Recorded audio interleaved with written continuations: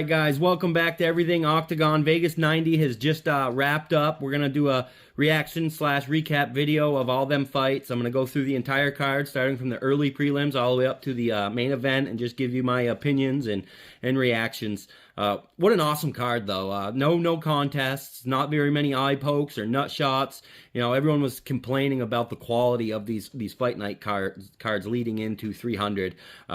But the proof is in the pudding, man, and the pudding's sweet. So there was some good cards. Before I get started, please go ahead and subscribe, hit the like button, even comment down below that you subscribed, and I'll even I respond to all the comments. So, and if you already are subscribed and you want to comment, go ahead and just say I'm subscribed, and I'll thank you or answer you down in the comment section. So let's get right on to 135-pound division. The women.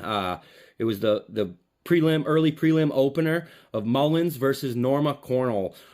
What a good little fight. Mullins come out and she pretty much gassed herself out, being real persistent with the takedowns and trying to take down Nora Cornell. And Nora did a really good job at stuffing the takedowns and keeping her back against the cage and keeping it a stand-up fight for the most part. But yeah, Mullins gassed herself right out. After round 2, she was dead, and Cornell smokes her right in the guts, dude, right in the liver with a front kick, and she hunched right down and backed off, and Cornell didn't mess around. She came right at her, finished her off with a couple more kicks and a couple more punches, and the ref had pretty much seen enough. So Nora Cornell, round 2, TKO to start off the night.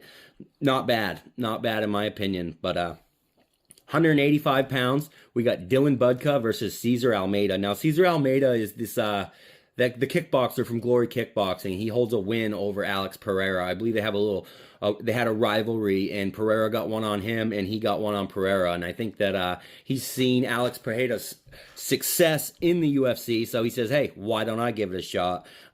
He did better than I thought. I figured he was going to come into the UFC, and they got him against Dylan Budka, who's an avid wrestler, and I just figured he was going to get, worn out with the wrestling. But it went the other way around, almost like the first fight. It's a weird night of these wrestlers not having success. I know I'm smiling as I say it, but I just like to see it, man. You get a lot of wrestlers that think they can restrain people for the win, and I'm getting sick of it. And we're finally starting to see some of these strikers with a little takedown defense, or at least, to the point where they can tire these guys out. So that's what happened. Budka come in with massive pressure, wanted nothing to do with Almeida's stand-up. So Almeida showed decent defense, and by the time round 2 kicked off, Budka had really nothing left in the tank, and Almeida was able to, reverse the tides. He moves to 5-0 with a TKO victory over Budka. It wasn't really nothing fabulous or fancy. He landed a couple shots to the body and a couple shots to the head, but Budka pretty much just fell to the ground and shelled up in the fetal position. Didn't really even take that many shots. I think it was a gas problem. He had worn himself down. So referee steps in. Budka takes the fetal position and takes a couple of punches on the gloves, and the referee calls it. So round 2 TKO for Cesar Almeida at 185 pounds. Good for him. He's got a little more work to do before he's ready to get up into that top echelon. But 135 pounds, Dan Arjetta versus Gene Matsumoto. Yeah, again, so Arjetta comes out and he controls the entire fight. Rounds 1 and 2, just massive wrestling pressure. Land some bombs, go in for the takedown, takes his guy down, takes Gene Matsumoto down, and pretty much just controls him for 2 rounds with that wrestling pressure and that pace. He's trying to weaponize the pace and put it on the young debuting fighter, Gene Matsumoto. But 2 seconds left of round 2, and Gene Matsumoto locks in a guillotine on Dan Arjetta, and he has to tap. He choked him out. He would have been out. Maybe if he held on those last 2 seconds, I'm sure if he watches it back, he's like, shit, I could have survived that. But there was 2 seconds left, and Arjetta taps. So Gene Matsumoto walks away with a round 2 submission over Dan Arjetta. So good on him, man. I didn't see that coming. I figured we were just going to see him get wrestled and restrained for 3 rounds, and Arjetta was going to walk away with the decision. But nope, snuck in a nice little sneaky guillotine and squeezed his head till he tapped. So 135 pounds, Pedro Falco versus Victor Hugo. I mean, God, these two Brazilians had a hard-fought 3-round battle. A lot of really nice scrambles and transitions. I know that Falco wanted to come out and implement his grappling and get a sub over Victor Hugo. He come out, he got him to the ground, but Hugo was throwing up a lot of good submission attempts with his legs. Omoplata he almost got with his legs, and then as the fight went on, the grappling kind of ceased a little bit, and you could see that Victor Hugo was the better striker. He had the better range and the more power. But it was really close and really competitive. It's just Hugo seemed a step ahead, and judges give him the fight. Unanimous decision, Pedro Falco, or Victor Hugo, my bad. What am I saying? Victor Hugo, unanimous decision. And then 135-pound women's division, Norma Dumont versus Germaine de Randamie. I was interested to see her come back. I know that she's seen that Nunes, has left the building, so it gave her a little bit of gumption to come right back and see what she can do at 135 pounds. But it was one of the more frustrating fights, in my opinion. Norma Dumont, really pressured the wrestling and dominating this whole fight from top position. There was de Randamie had her moments, but she was throwing up sloppy submissions from her back, maybe to just initiate a scramble so she could stand up, because, in the beginning of every fight, every round, Germaine de Randamie would hit Norma Dumont with, some front kicks and some head kicks and stuff, and pretty much piecing her up until Norma would get the fight to the ground. About maybe a minute in the beginning of every round, you would see Germaine de Randamie have some good striking moments, but Norma didn't want nothing to do with it, and she was the more powerful, better wrestler, and was able to just pretty much restrain Germaine de Randamie for 3 rounds. I mean, de Randamie was trying to land some elbows from bottom and throw up those sloppy submissions, but it just weren't enough against Norma Dumont. So Dumont got the unanimous decision in that fight. We move on to Walter Walker versus Lucas Brzeski at heavyweight. Guys, you should have seen me during these fights.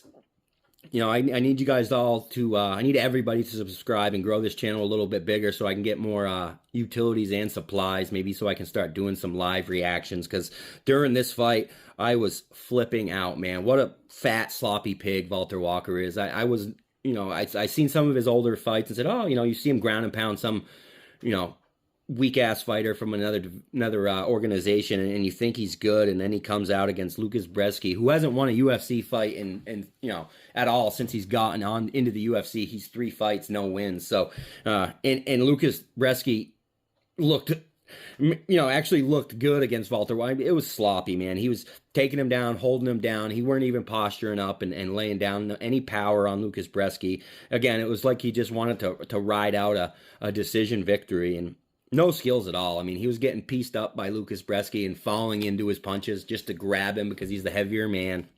Lucas Bresky's probably a small heavyweight anyway, so it was just easy for him to just drag him down to the ground with him, get that top position. And, good on the judges here, because like John Gooden said, Walter Walker looked nothing more than an angry fire blanket on top of Brzeski. And every time Brzeski got to his feet, he was landing the more damage and making Walter, desperate to get the takedown. Not just because it was part of his game plan, but because he was getting hit and he did not want to get hit anymore. So they gave Brzeski the unanimous decision, 29-28. He edged out the later 2 rounds where Walter was so tired he could barely get it to the ground. But yeah, I'm not impressed with this Walter Walker, guys. Fuck him. He just got into the UFC pretty much because he's Johnny Walker's brother and they wanted to give him a shot at it. But he's not on this level. I don't expect... I'll be surprised if he even wins a fight in the UFC after this performance. So, fuck him. Not impressed. I'm mad I even got myself all pumped up about him. So, yeah, no. We got Lucas Brzeski, unanimous decision, and I'm happier for it. So, next up at 170 pounds, we got Court McGee versus Alex Morono. Another great little battle, guys. McGee had, good calf kicks. Morono kept finding that nice, awkward right hand. Every time that McGee would come in with his jab, Morono would throw the right hand over the top of that jab and catch him, like, right, in the ear. And McGee would react pretty significantly to it. But it was a good little chess match, really. McGee tried to get it to the ground a few times, but Morono was able to get it back up to the feet. So it was mostly contested on the feet. And I think this is just a matter of damage. McGee seemed to land the more strikes, but sometimes, when you're feinting and you're just always you're throwing stuff not even to land but to throw it, it comes out in the strike numbers as being more. But this was a matter of damage, I believe, because as the fight, went on, you could see that McGee was starting to wear the damage on his right side from that right hand by Alex Morono. Good little fight, but yeah, Morono seemed faster. He seemed to be pressing McGee back the majority of the fight and controlling the octagon with his striking. The takedowns were pretty much nullified by the fact that he didn't do anything with them. He would get it to the ground, hold him there a minute, but it wouldn't take long for Alex Morono to work his back and get up, work his back to the cage and wall walk up that cage and get back to a standing position, landing more bombs. So Alex Morono, by unanimous decision, he landed the more damage. Maybe the less strikes, but the more damage, and I think that's what matters. Damage is the number one criteria for scoring these fights. So, moving on to 155 pounds, the main card, Trevor Peek versus Charlie Campbell. I did a predictions video on this. I did say that Campbell was the better fighter, and that Trevor Peek is the underdog, and I wanted to go with the underdog because I like the way he fought, and this is exactly how this fight went down. Other than Trevor Peek didn't get him out of there. So Trevor Peek, basically makes this fight a war. Charlie Campbell comes out. He's the cleaner, more technical striker with the, more variety and the better volume. But Peek just kept on coming forward, guys, just walking through Campbell's punches, trying to get his, knock his head off. And a little sloppy, a little crazy and wild, but that's fighting. And that's what I love about this sport. So that's why I was going for Trevor Peek. I was hoping that that's exactly what he would do, is just Hail Mary and, try to catch the chin of Charlie Campbell, since, we've seen him knocked out before on Contender Series. So, but he didn't get the knockout. He was trying to take his head off, but Campbell had a solid chin, showed good durability, and, just the more variety and volume on Trevor Peek was really the story of the night. So, Charlie Campbell by decision in that fight. I did get the prediction wrong on that, but that's okay because we're moving on to 155 pounds. Ignacio Bahamondes versus Christos Giagos. I predicted a first-round knockout in this fight, and guess what? That's exactly what happened. So basically, Ignacio Bahamondes, he comes out, and he is huge, guys. He's 6'3", 155 pounds. So that's a big, long, lanky 155er. So. But anyway, he comes out. He just looks beautiful. He lands a spinning wheel kick to the heel to the side of Giagos' face, and then right after that follows up with a spinning back kick to the guts. And looks like Giagos is going to go out, but Bahamondes keeps his patience. It was very smart of him. He landed a couple strikes with the hands, but he kept his patience because he knew that Christos Giagos wasn't done yet. A little more striking back and forth. Giagos, did land some punches to the face of Bahamondes, had his nose bleeding a little bit. But out of nowhere, Bahamondes slaps Giagos right in the cheek with the shin. One of the cleanest, most beautiful, left high kicks you've ever seen. It was awesome. It was a walk-off knockout.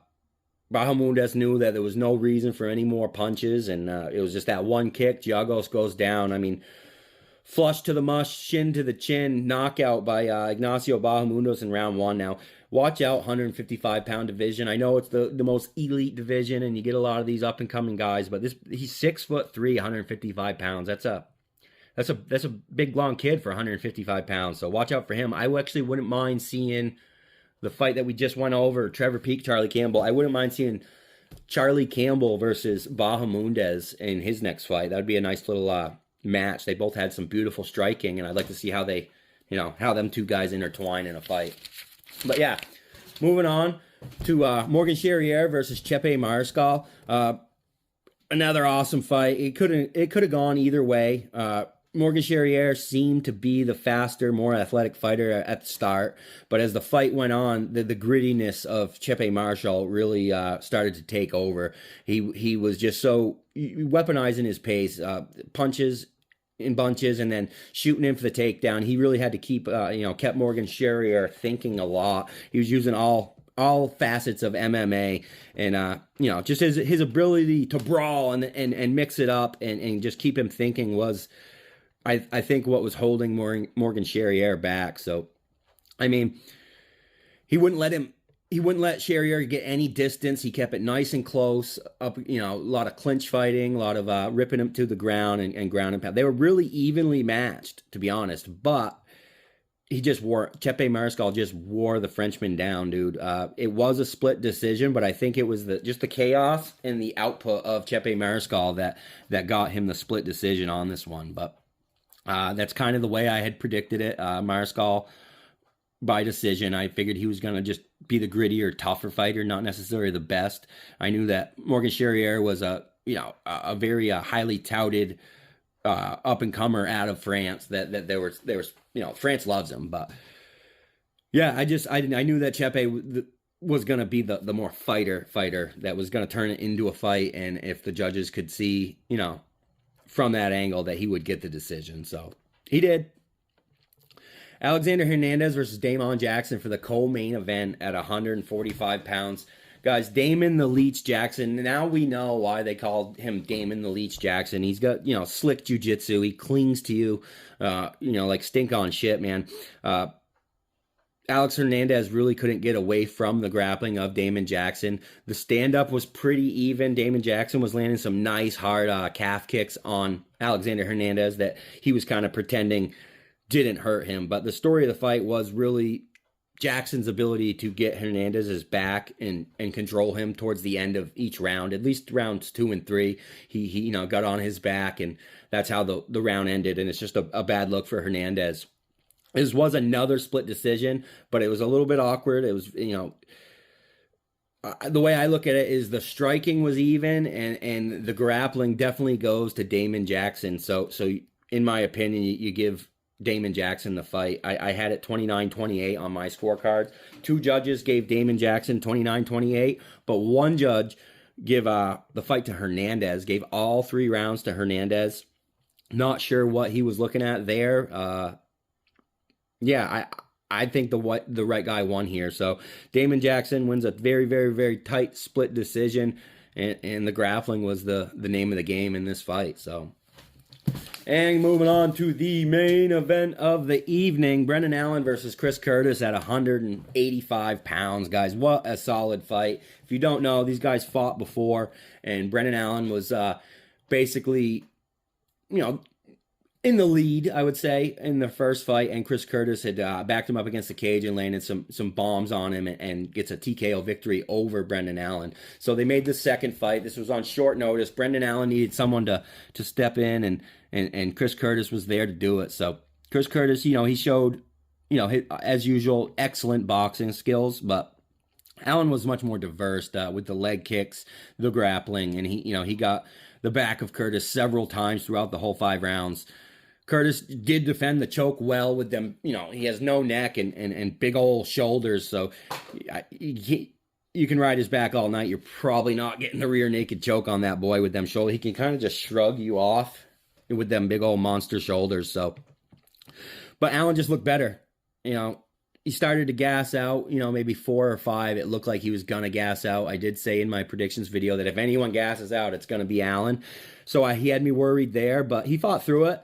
And in the final moments of the fight in the 5th round, they kind of went at it a little bit. And then Chris Curtis was wincing really bad and limping really bad. And Brendan Allen tried to put it on him, but Chris Curtis fought him back to the bell the last 10 seconds. And then when the bell rings, Chris Curtis drops down to his butt, and they holding his hamstring. So he tore his hamstring or something in that fight. He was wincing in massive pain. He was even leaning on Eric Nixick during the fight announcement when they announced the winners.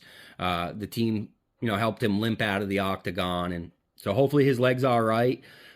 Brendan Allen by split decision. 1 judge gave the fight to Curtis 48-47.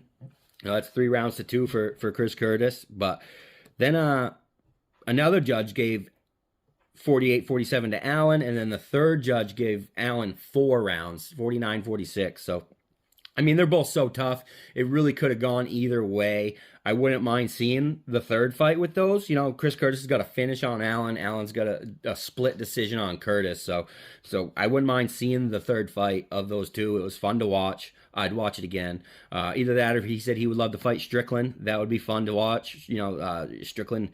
I think we got to get Strickland in there for a fight. He's a little bit on Twitter a little bit too much lately, so we need to get him busy. But yeah, go Brendan Allen. He's on a 7-fight win streak, 5 finishes, 185-pound division. You know, is nothing to sneer at. You know, he's not like he's the biggest, roughest, toughest 185-pounder. So his skill is really starting to improve and show through. But overall, what a good night of fights, guys. I got a lot of work to do with the UFC 300 card.